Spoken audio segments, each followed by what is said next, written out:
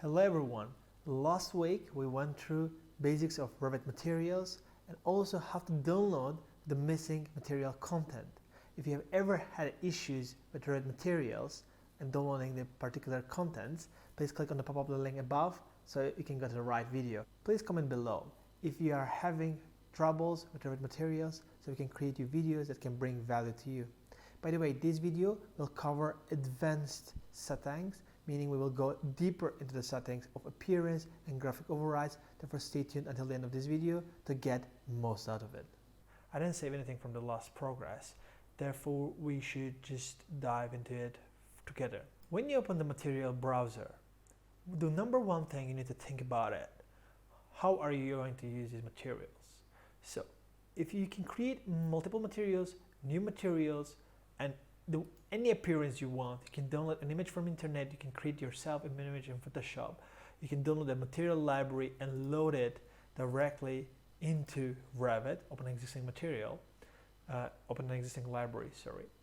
Therefore, you can do multiple ways. But the number one thing you need to understand, are you going to use it for BIM 360 or any online source? Because if you're going to use any online source that's directly related with Revit, the best practice is to use Revit Materials from its library. So why I'm saying that, if you're using BIM 360 and sending this link to your clients and so forth, like we do it a lot, if you use any external material, BIM 360 will not read those materials. So it will show as if there were no materials attached. Therefore, the most important thing is for us is to find the closest material over here, and then we just choose that, and obviously like as an appearance I mean, and then we rename it and we put all the thermal settings, we put all the graphical settings and so forth, because we use BIM 360 a lot. But if you're sort of not using the BIM 360 and you want to go ahead and use those materials for visualization purposes in Revit, then yeah, you can just go ahead and do it. But don't forget, if you send the Revit file to someone else, you need to send all those materials as well. Or else you might give an access to the material folder of your Revit project, because or your colleagues or any consultants will not, if they don't have access, they will not be able to visualize the material. There is a drawback on this side. What we do is generally, as I said, we choose, if we want appearance, we do not render in Revit, because we use Revit more for visualization purposes, just on, not at the high end, but on just a basic level. Because if I want to go on a high end, I just use another software like 3ds Max or else Cinema 4D. There are a bunch of other softwares that I can use to get a real good visualization of still images. If I want walkthrough and quick ones, I can use Enscape, Twinmotion, or Lumion. They're all great softwares, and we will be covering a lot of content for Enscape, Lumion, and Twinmotion. So please comment below if you love those software or which one do you prefer most. Let's get back to the materials. So let's start with the first thing. If you click on the image right away, you see, as I said, scale. Maybe for wood, it would not really matter for this type of wood, but if you had instead a tile or brick or another material, or maybe like some cladding that has a pattern, in that case, it would have made more sense to work with this with the scale. Obviously, I don't say that for wood it doesn't make sense, obviously, because of the grains and these small details. If you have it larger, it will be blurry. If you have it smaller, it will be like a grid. So you need to find the golden level. However, for the brick, it matters more because you have different size of bricks and you want to make them fit. The most difficult part over here is how do you get the real size of the bricks and you make it match with your, for example, hatch. So if I go to the graphics and there is I have a brick hatch, brick pattern, and if I go to alignment, here I will be able to see if my grids like if my bricks are actually matching more or less. So I can actually match it more or less, and I can see that no way, it's not matching, because obviously I have a different, like spacing here. So I only have here fulls, but in the pattern I have, there are halves, and the height wise, if I match the first one, the second one feels bigger. So I need to scale them down, and I have to choose a different brick pattern. So first of all, I will choose a different brick pattern. I will just zoom in by clicking Control and my mouse wheel, and then I will try to see if I can find any brick that are more uniformly distributed. I seem like I cannot find it from the Autodesk library. Yeah, I found it. Something over here. Yes, I can choose any of them. I will just choose these randomly, not to waste any more time on this.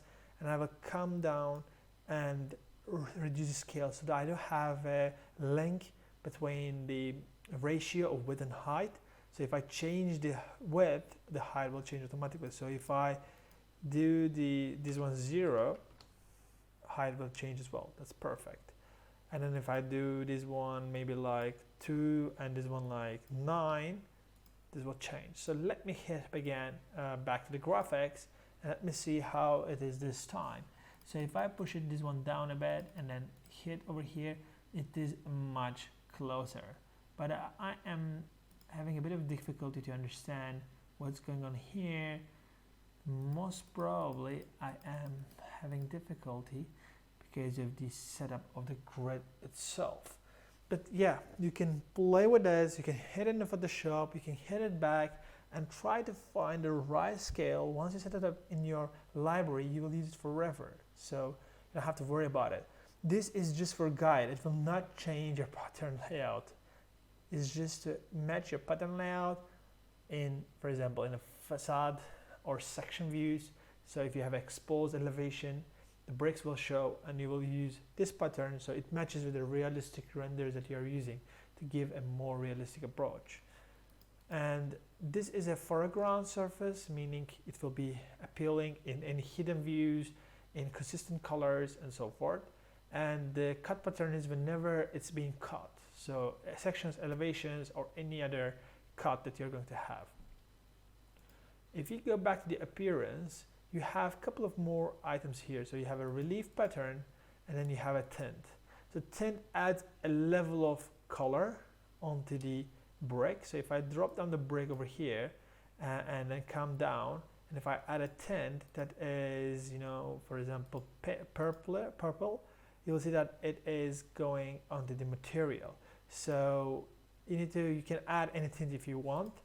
And then there is also relief pattern, which is a kind of a bump, which gives a depth and a pattern feeling of the bricks. So you can see that in between the bricks, there's a mortar, and the mortar sits a bit in depth. So as if the bricks are exposed out, as if it's in real life. Therefore, this is also very useful. Coming back to the thermal and physical, as I covered those in the previous video, so please click on the pop-up link above in order to watch how the thermals will benefit you in the previous video. And if I go in different materials, I will have different settings, so I have to get used to what settings I have in which materials and what will be useful for me. For example, for wood, I will have semi-gloss varnish, and I can have a glossy varnish. I have unfinished, and then it could be furniture or flooring. For metal, I will have, you know, like different setup like aluminium and different types of the metal, and then the finish, if it's polished, semi-polished, brush, or satin. For air, as I told you, it's more like there are different levels of things over here. So I have a reflectivity, I have transparency because it's air, so it feels like glass here more than the air.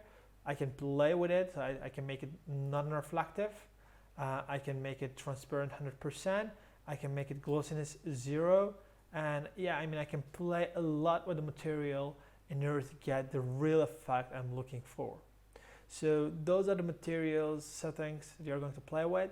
The self-illumination is great if you would like to light up some objects. For example, if you are having LED panels and you would like to show them as they're illuminating, you can use self-illumination. So if you're looking for a material as a finish for the lighting component, you can simply come over here, duplicate, finish for lighting or bulb, or you can do any other like naming that would be relevant to your standards, and then you can go self-illumination, and then you can actually give this like obviously depending on what kind of light you have, but if I give it something light like this, and then I will be able to do like different illumination settings, LED panel, screen, or whatever, and I can apply it, and it will be actually illuminating. So I can also choose the color, temperature, daylight, cool. If you're interested in any other content, questions, or you want me to cover some parts of the material, I can do a part 3 video and answer your questions. So therefore, please comment below, and I will be happy to go through all of your comments and reply either with a comment or a video. Don't forget to like and subscribe to our channel, because every week we are publishing 3 videos for you. Don't forget to turn your notification bell on so you never miss any of our videos. See you next time.